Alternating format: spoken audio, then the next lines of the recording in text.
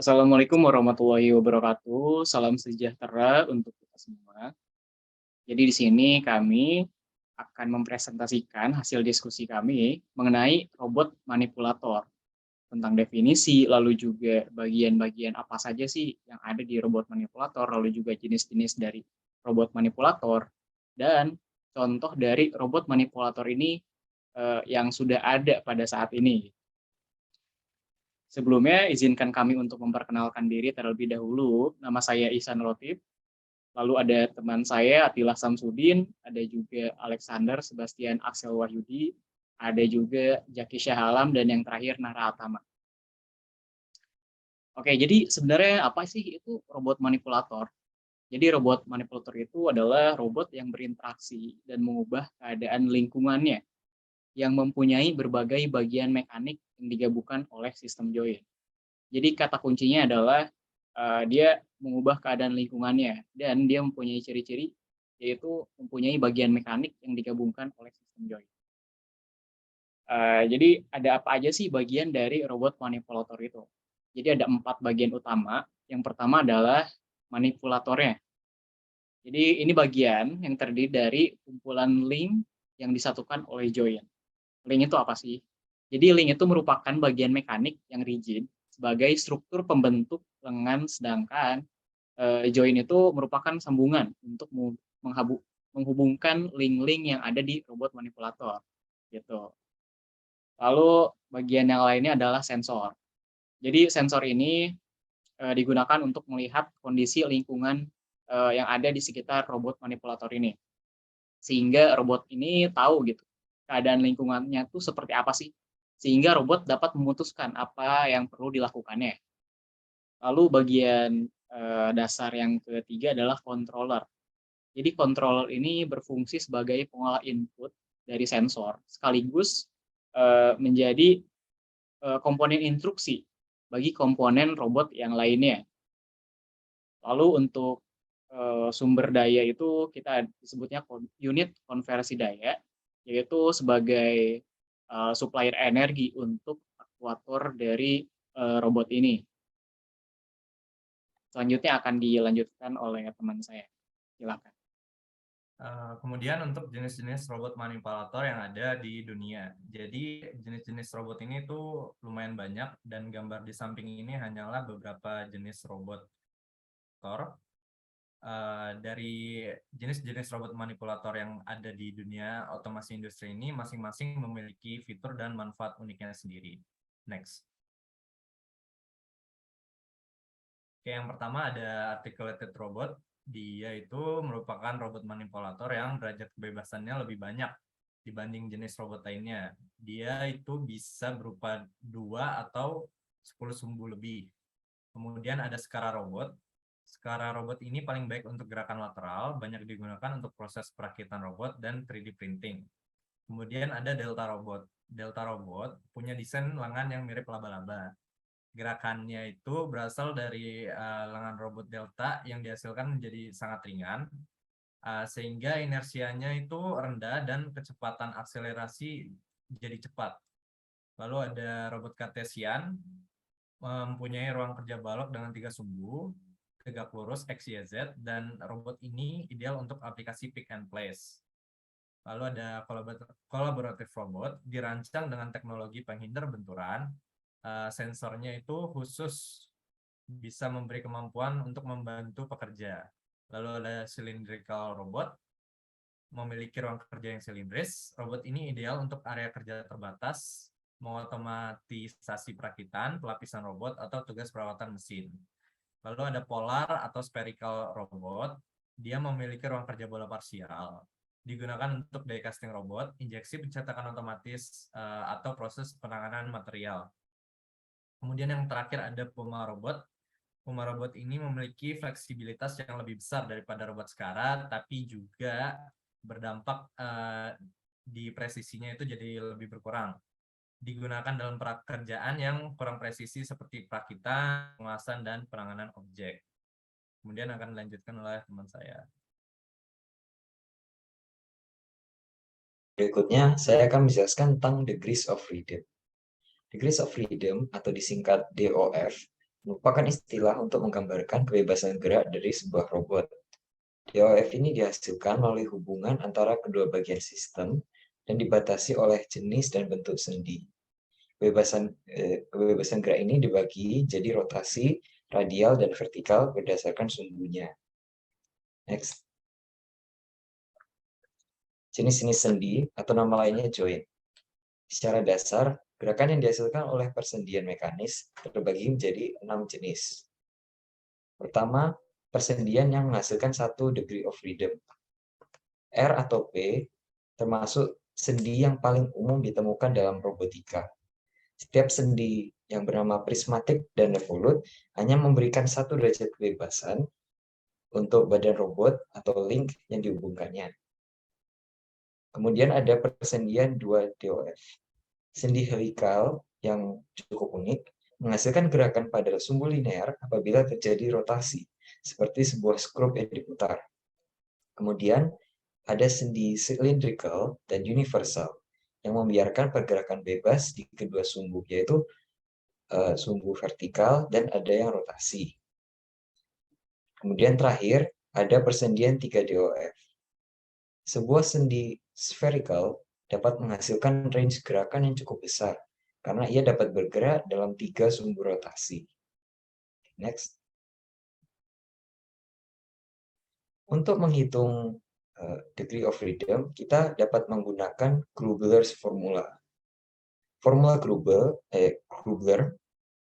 adalah analisa umum untuk mencari tahu kebebasan gerak sebuah robot mekanik. Menurut formula ini, derajat kebebasan gerak atau DOF adalah jumlah dari kebebasan gerak tubuh, freedom of movement, dikurangi dengan batasan fisik independen yang dimiliki oleh bagian-bagian tersebut. Kita memisalkan N sebagai jumlah badan atau jumlah link. Jumlah ini termasuk ground, oleh karena itu kita mengurangi dengan 1. Kemudian kita misalkan J sebagai jumlah sendi. J adalah jumlah sendi atau joint yang mempengaruhi sistem robot mekanik. Kemudian kita pakai M sebagai kebebasan gerakan. Kebebasan gerakan ini adalah kebebasan gerak yang dapat dicapai oleh sebuah sistem. Apabila sistem planar 2 dimensi, maka M sama dengan 3, karena hanya bergerak secara linear pada X, Y, dan rotasi. Kemudian, apabila sistem spasial atau 3 dimensi, maka M sama dengan 6, karena sumbu gerak yang dapat dicapai adalah semuanya. Terakhir, kita menggunakan FI sebagai perhitungan kebebasan dikurangi constraint dari masing-masing sendi. FI analisa masing-masing sendi antara kebebasan gerakan yang diberikan, lalu dikurangi dengan constraint sendi tersebut. Kemudian, apabila kita menghubungkan semua variabel ini, kita dapatkan perhitungan seperti berikut. DOF sama dengan M dikalikan dengan N dikurangi 1 dikurangi jumlah join, kemudian dikurangi oleh sigma FI berdasarkan J. Next. Kemudian terdapat robot manipulator yang diaplikasikan ke dalam kehidupan nyata.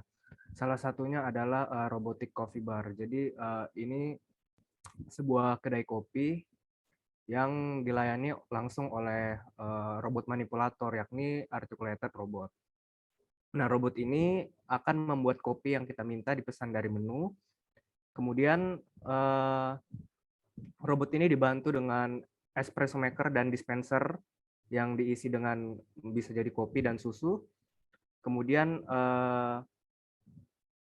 kedai ini terdapat ada 3 di seluruh dunia, 2 diantaranya ada di San Francisco. Next.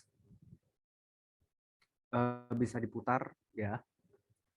Jadi robotic coffee ini didirikan oleh CafeX Technologies pada tahun 2015 oleh Henry Hu. Perusahaan ini berfokus pada peningkatan produktivitas dalam industri jasa, industri pelayanan seperti barista tadi, melalui otomasi. Otomasi ini bisa juga diambil dari IoT dan sistem tertanam. Selanjutnya bisa dilanjutkan oleh teman saya. Kemudian prinsip kerja dari KVX, dari robot manipulator yang digunakan pada KVX ini. Next. Oke, KVX ini menggunakan robot manipulator dengan tipe articulated robot arm, yaitu robot arm yang dibangun dengan sendi putar atau revolute joint. Nah, pada robot yang digunakan oleh KVX ini kita tidak dapat menemukan penjelasan mengenai spesifikasi robot yang digunakan ataupun jenis robot dan manufaktur yang memproduksinya. Jadi kita tidak dapat spesifikasi teknisnya. Cuma dari hasil analisa yang kita lakukan, next, kita mendapatkan bahwa robot ini memiliki 6 DOF. Nah, jika kita lihat pada gambar di sebelah kiri, nah ini merupakan robot manipulator KVX yang versi pertama. Sedangkan sekarang sudah ada yang versi kedua. Jadi yang versi pertama ini dengan versi kedua DOF-nya sama-sama 6, tapi pada wrist di generasi pertama ini dia tidak terdapat join. Sedangkan di yang versi kedua dia terdapat prismatic join yang dapat menggenggam si cup-nya. Sedangkan yang ini dia tidak menggenggam, cuma sudah berbentuk cup gitu. Oke, di gambar yang kanan ini merupakan contoh sketsa yang sama persis urutan join yang digunakan dengan robot yang digunakan pada KVX. Nah, susunan DOF seperti ini itu didesain untuk menyerupai lengan manusia. Itu dengan join yang pertama ini sebagai base atau swing, seperti kita kalau berputar, yang mana lengan kita ikut berputar pada sumbu vertikal. Nah, yang kedua ini merupakan lower arm atau shoulder, yang ketiga ini upper arm atau elbow, yang keempat adalah arm rotation, yang kelima adalah wristband, dan yang keenam adalah wrist rotation. Next. Oke, untuk memahami prinsip kerja lebih jelasnya dari robot ini, pertama-tama kita perlu mengetahui tentang kinematics. Dan ilmu-ilmu robotik lainnya juga kita untuk pergerakan kita memerlukan pemahaman tentang kinematics. Jadi kinematics adalah ilmu fisika yang mempelajari tentang pergerakan titik, body ataupun sistem secara geometri tanpa mempertimbangkan gaya yang memengaruhinya atau yang menyebabkannya bergerak. Nah, pada robot ini, pada pergerakan robot ini ada dua tipe pergerakan, yaitu ada point-to-point movement dan path-controlled movement. Pada gambar yang di sebelah kiri ini merupakan contoh point-to-point movement. Jadi robotnya ini bergerak dari titik awal ke titik yang ditentukan itu secara langsung, directly. Jadi dia tanpa mengikuti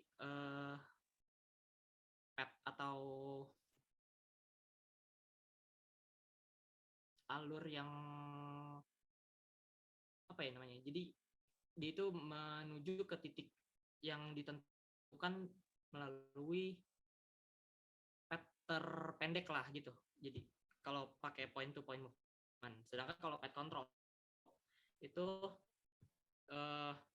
dia kita seperti mengikuti alur yang sudah ditentukan. Jadi contoh aplikasinya misal kalau pada path control movement yaitu pada robot manipulator yang digunakan untuk pengelasan. Karena kalau mengelas itu kita harus mengikuti kontur dari benda yang kita las gitu kan. Nah, next. Untuk path control movement kita memerlukan path planning atau motion planning. Nah, pada path planning ini atau motion planning ini kita memerlukan pemahaman tentang forward kinematics dan inverse kinematics. Jadi forward kinematics itu kita mencari posisi dari n effector atau ujung paling link paling ujung daripada si robot manipulator dari posisi join atau sudut si join secara berurutan dari base ke end effector. Sedangkan kalau inverse kinematic yaitu kita mencari join position dari end effector position pada 3D space gitu. Untuk melakukan ini kita memerlukan software yang dapat melakukan 3 hal yang ada di bawah ini, yaitu interpreter, path planner, dan path generator. Nah, interpreter ini mengubah program atau dari high level ke bentuk yang dimengerti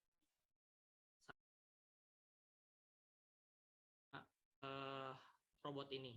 Jadi setelah di interpreter, dia akan menjalankan algoritma path planner. Ada banyak algoritmanya, dan di sini tidak akan kita jelaskan karena belum mengetahui algoritmanya apa aja.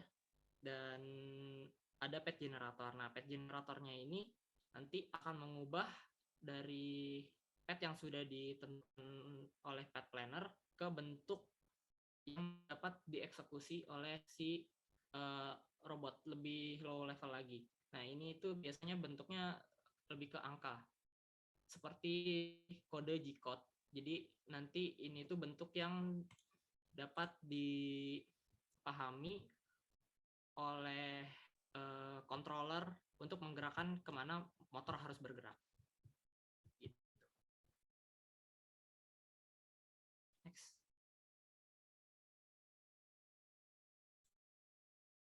Oke, segitu saja presentasi dari kami.